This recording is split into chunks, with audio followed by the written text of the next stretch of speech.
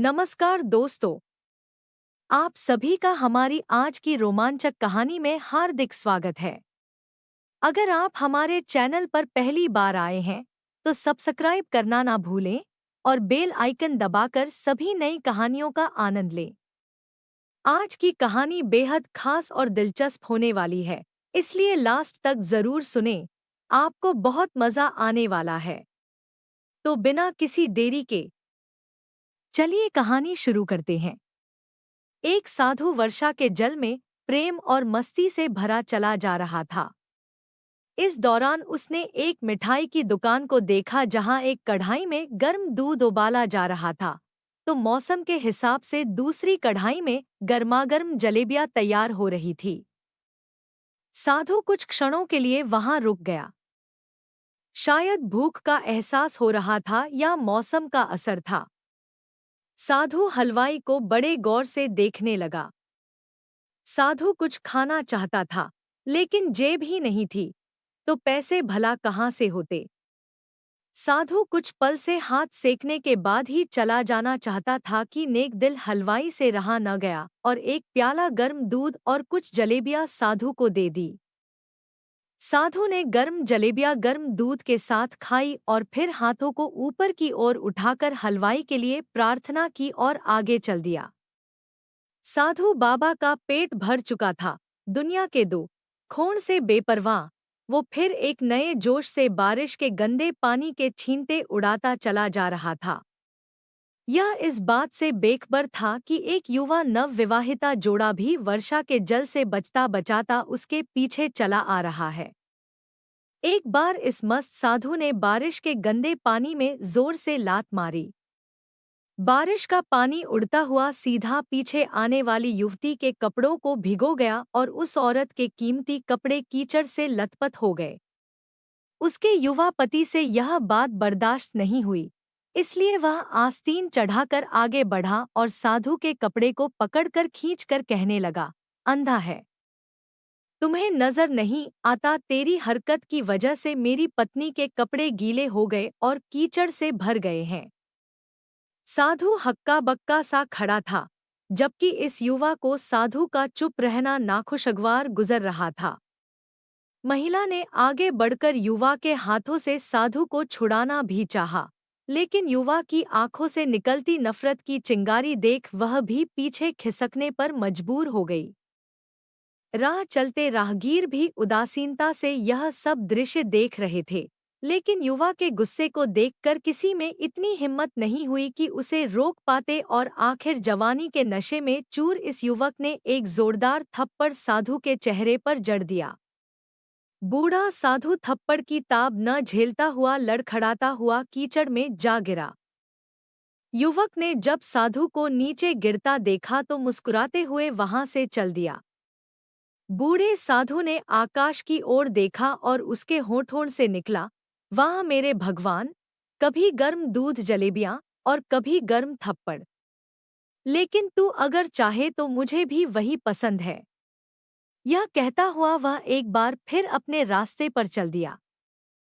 दूसरी ओर वह युवा जोड़ा अपनी मस्ती को समर्पित अपनी मंजिल की ओर अग्रसर हो गया। थोड़ी ही दूर चलने के बाद वे एक मकान के सामने पहुंचकर रुक गए। वे अपने घर पहुंच गए थे। युवा अपनी जेब से चाबी निकालकर अपनी पत्नी से हंसी मजाक करते हुए ऊपर घर की सीढ़ियां चढ़ रहा था। बारिश के कारण सीढ़ियों पर फिसलन हो गई थी। अचानक युवा का पैर फिसल गया और वह सीढ़ियों से नीचे गिरने लगा। महिला ने शोर मचाकर लोगों का ध्यान पति की ओर आकर्षित करने लगी, जिसकी वजह से उसके संबंधी और दूसरे लोग तत्काल सहायता के लिए युवक की ओर लपके और अस्पताल ले गए।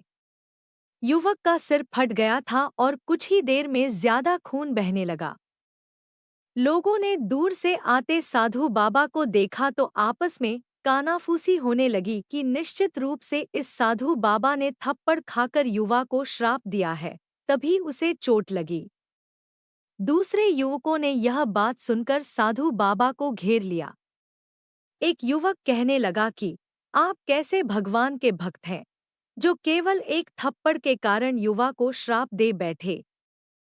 भगवान के भक्त में रोष व गुस्सा हरगिज नहीं होता।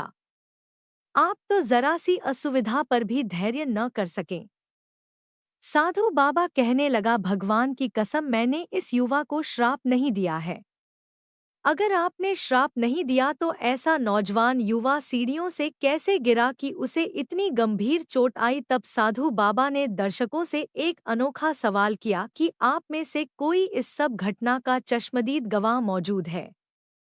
एक युवक ने आगे बढ़कर कहा, हाँ, मैं इस घटना का चश्मदीद गवाह हूँ। साधु ने अगला सवाल किया, मेरे कदमों से जो कीचड़ उछला था, क्या उसने युवक के कपड़ों को दागी किया था? युवा बोला, नहीं, लेकिन महिला के कपड़े जरूर खराब हुए थे। साधु ने पूछा, फिर युवक ने मुझे क्यों मारा? युवक कहने लगा, क्योंकि वह युवा इस महिला का प्रेमी था और यह बर्दाश्त नहीं कर सका कि कोई उसके प्रेमी के कपड़ों को गंदा करे, इसलिए उस युवक ने आपको मारा। युवक की बात सुनकर साधु बाबा ने एक जोरदार ठहाका बुलंद किया और यह कहता हुआ वहां से विदा हो गया। तो भगवान की कसम, मैंने श्राप कभी किसी को नहीं दिया, लेकिन कोई है जो मुझसे प्रेम रखता है। अगर उसका यार सहन नहीं कर सका तो मेरे यार प्रभु को कैसे बर्दाश्त होगा कि कोई मुझे मारे। मेरा यार इतना शक्तिशाली है कि दुनिया का बड़े से बड़ा राजा भी उसकी लाठी से डरता है। सच है, उस परमात्मा की लाठी दिखती नहीं और आवाज भी नहीं करती, लेकिन पड़ती है तो बहुत दर्द देती है। अपने धन, यौवन और पद का अहंकार दूसरे को चोट पहुंचाने का कारण बनता है, किंतु जब समय का चक्र हमारी तरफ घूमता है तो हमारा कष्टों का दौर शुरू हो जाता है। हमारे कर्म ही हमें उसकी लाठी से बचाते हैं, बस कर्म अच्छे होने चाहिए। किसी को भी चोट पहुंचाना, खुद चोट खाने की तैयारी करना है। हमें अपने गलत कर्मों से डरना चाहिए, क्योंकि ईश्वर की लाठी में आवाज नहीं होती है।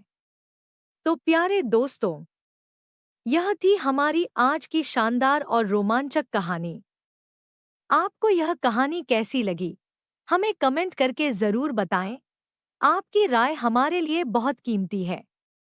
अगर कहानी पसंद आई हो तो लाइक जरूर करें, इसे अपने दोस्तों के साथ शेयर करें और हमारे चैनल को सब्सक्राइब करना ना भूलें, ताकि आप आने वाली मजेदार कहानियों को मिस ना करें। तो चलिए, मिलते हैं अगले वीडियो में एक नई दिलचस्प कहानी के साथ। धन्यवाद।